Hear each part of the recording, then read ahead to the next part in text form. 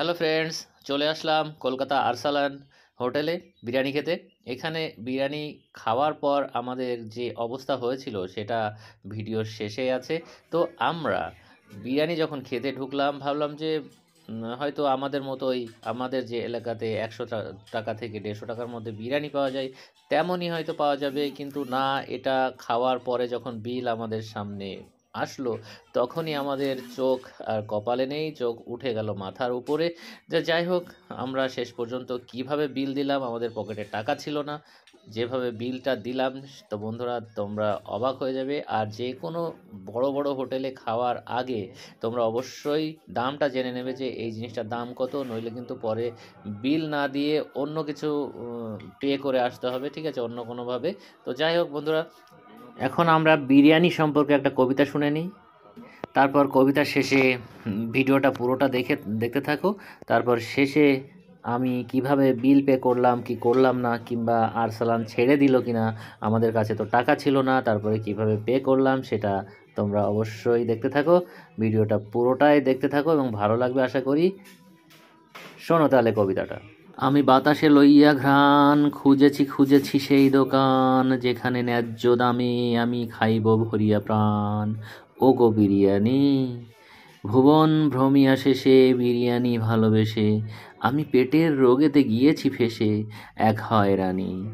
আমি ঋণী গো ঋণী তোমাতে, ও গো বিরিয়ানি। আমি ঋণী গো ঋণী তোমাতে, ও গো বিরিয়ানি। তুমি থাকো হাড়ি মাঝারে, ও গো বিরিয়ানি।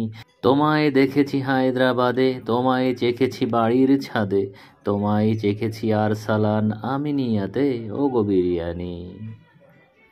আমি ঋণী গো ঋণী তোমাতে, ও গো বিরিয়ানি।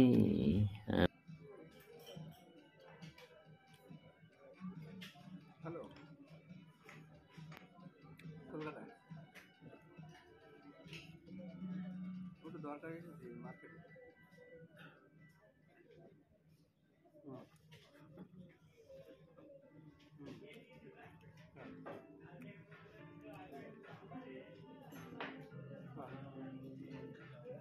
হ্যাঁ, হ্যাঁ।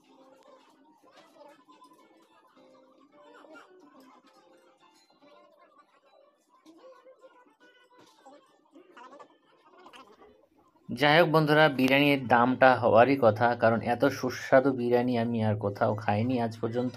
মানে অনেক জায়গায় খেয়েছি, কিন্তু আরসালান সত্যিই একটা সুস্বাদু বিরিয়ানি আমাদের সামনে প্রেজেন্ট করেছে। তো আমরা এখন খাচ্ছি সেই স্বাদ, মানে সেই স্বাদ আর কি। যাই হোক, আমরা খাওয়ার পরে বিলটা দেবো, ততক্ষণে ভিডিওটা তোমরা কন্টিনিউ করো।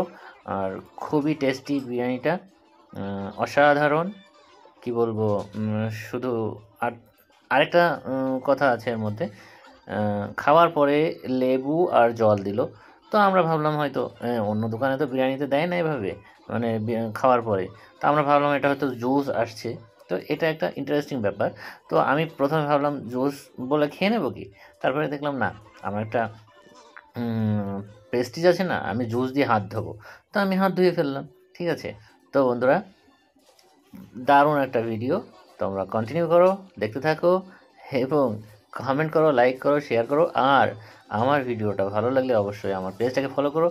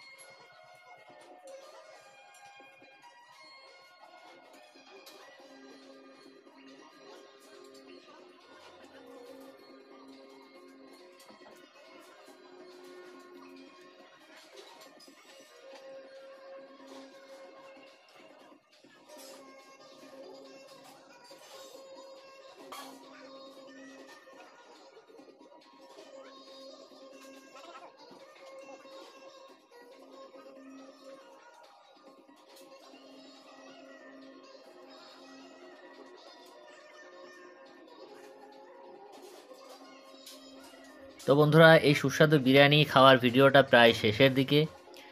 এখনই ভিডিওটা শেষ হয়ে যাবে, আর দেখা হবে তোমাদের সঙ্গে পরবর্তী কোনো একটা ভিডিওতে। ততক্ষণ ভালো থেকো। আর এই ভিডিওর শেষে যে আমি সারপ্রাইজটা রেখেছিলাম, যে আমি পে করলাম কীভাবে, সেটা তোমরা দেখে নাও।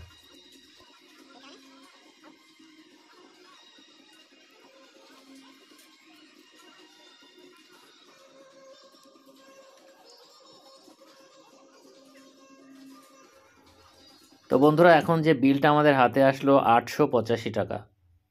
তো বন্ধুরা, আমাদের এই বিলটা দেখার পরে চোখ আর কপালে থাকলো না, মাথার উপরে উঠে গেল। তো বন্ধুরা, এই বিলটা এখন আমরা পে করব কিভাবে? আমাদের তো পকেটে টাকা ছিল না। তো বন্ধুরা, আমরা ফোনপে এর মাধ্যমে আমরা পে করলাম, পে করে চলে আসলাম।